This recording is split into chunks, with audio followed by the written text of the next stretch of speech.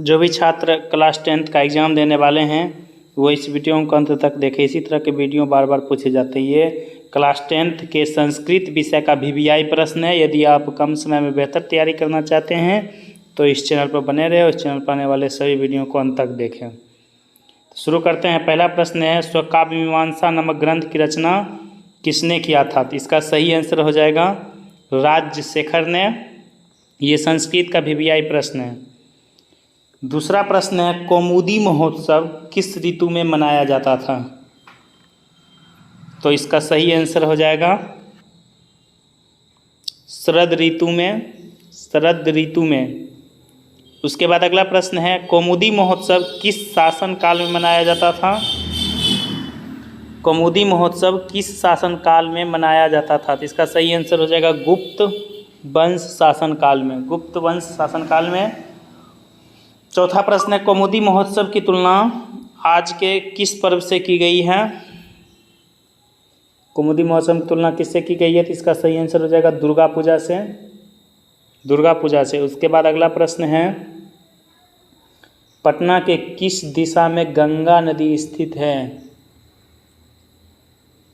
तो पटना किस दिशा में गंगा नदी स्थित है? तो इसका आंसर हो जाएगा उत्तर दिशा में, और गंगा नदी के दक्षिण में पटना स्थित है। छठा प्रश्न है, पुरुष परीक्षा नामक ग्रंथ की रचना किसने किया था? पुरुष परीक्षा नामक ग्रंथ की रचना किसने किया था? तो इसका आंसर हो जाएगा विद्यापति ने। विद्यापति ने। सातवां प्रश्न है, मैथिली भाषा के प्रसिद्ध कवि कौन हैं? मैथिली भाषा के प्रसिद्ध कवि कौन हैं? तो इसका सही आंसर हो जाएगा विद्यापति। विद्यापति। उसके बाद आठवां प्रश्न है, किस देश की महिमा सभी जगह गाए जाते हैं? किस देश की महिमा सभी जगह गाए जाते हैं? तो इसका सही आंसर हो जाएगा भारत की। भारत की। नौवां प्रश्न है, संस्कार कितने प्रकार के होते हैं? तो इसका आंसर हो जाएगा 5 प्रकार का संस्कार होता है। 5 प्रकार के।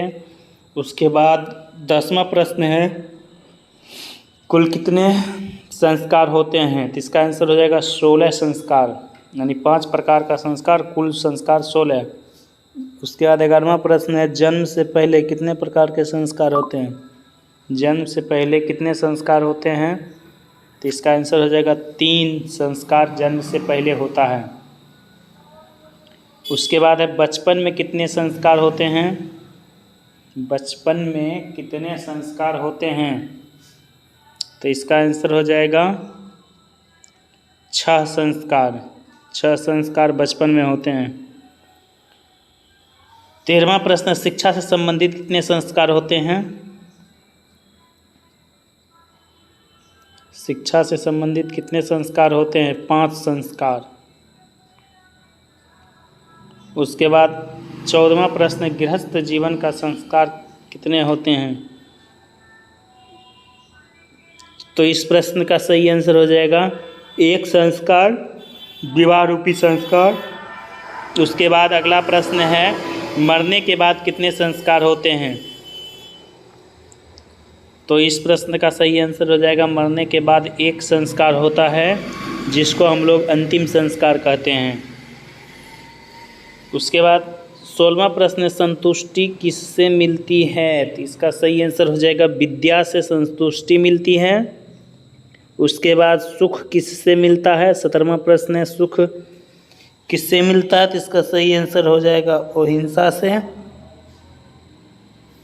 उसके बाद 18वां प्रश्न है, नरक के कितने द्वार हैं?